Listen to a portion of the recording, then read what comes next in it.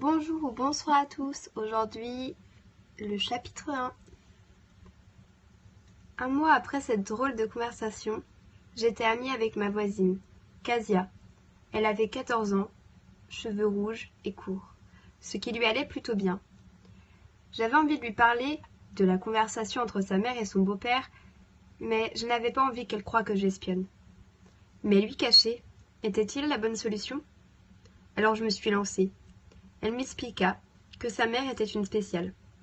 Elle peut voyager dans le temps, et son père est un hunter, capable de voler. Sa mère a vu que sa fille était différente, et que à cause de ça, on la recherchait. Elle était en fuite, recherchée par le conseil qui voulait faire des expériences sur elle. Et si elle était une menace, qu'il lui inflige la peine de mort. Sa mère lui avait donc dit « Heureusement, je n'ai pas fait de gaffe ». Le conseil est un regroupement de personnes plutôt âgées qui décident du sort des surnaturels lorsqu'il y a des crimes, des problèmes, mais également qui surveillent tout être capable d'être une menace pour la tranquillité de notre monde. Ils sont pour que chaque espèce vive en harmonie. Ce que lui a dit sa mère reste assez vague. Dans combien de temps? Comment ça, elle était différente? Beaucoup de questions sans réponse. Casia flippait. Elle ne savait pas quoi faire. Partir dès maintenant? Rester? En tout cas, je serai là pour elle, quoi qu'il arrive.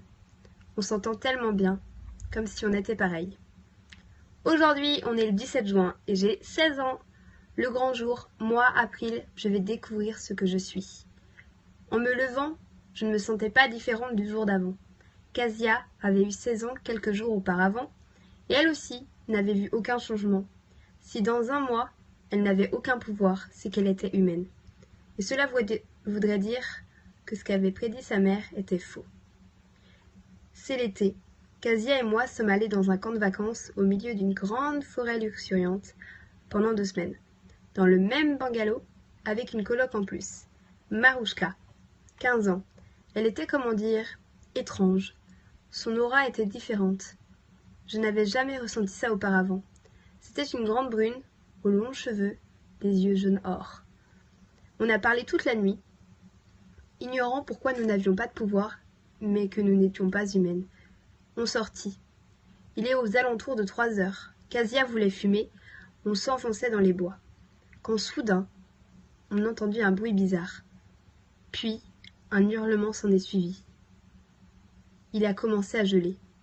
Oui, geler, en plein été. La température avait descendu de 15 degrés. En quelques minutes. Mais qu'est-ce qui se passe à la fin? Je regarde par terre, quand je remarqua que ça gela à partir des pieds de Casia. Est-ce que c'est elle qui fait ça? On s'est regardé. Maintenant, j'en étais sûre. Elle avait le pouvoir de geler. La peur est un déclencheur de pouvoir, tout comme toutes les émotions fortes. Quelques jours plus tard, au déjeuner, j'entendis un rire familier. Alors je me retourne, puis me mis à chercher d'où provenait le son. On me tape sur l'épaule. Ce visage. Oh, je n'en reviens pas. Hayden, comment vas-tu depuis le temps? Ça me fait plaisir de te voir. Tu t'amuses bien ici?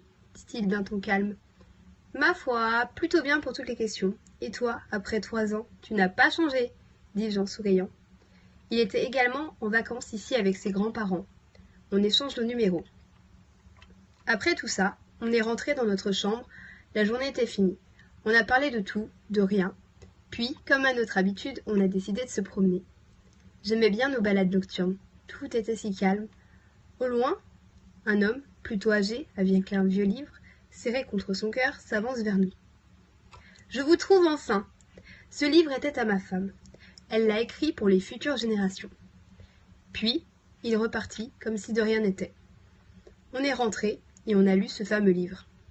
En résumé, ça dit que les chevaliers légendaires étaient 8 et pas 7.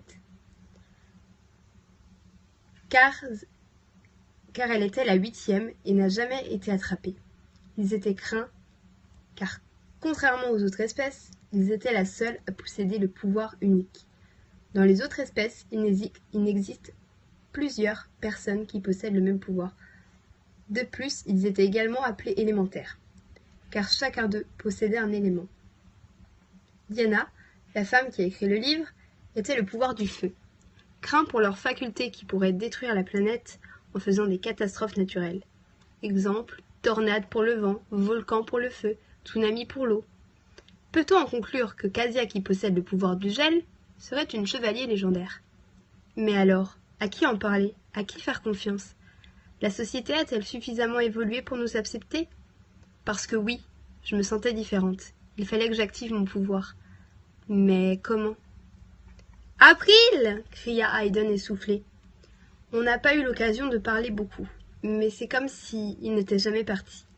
Il avait toujours compté pour moi, plus que je n'ai jamais voulu le dire. Je le fixais, sans m'en rendre compte. Ça me fit rougir. « Tu vas bien? En fait, tu es quoi? J'avais toujours parié sur une Hunter. » Il sourit légèrement.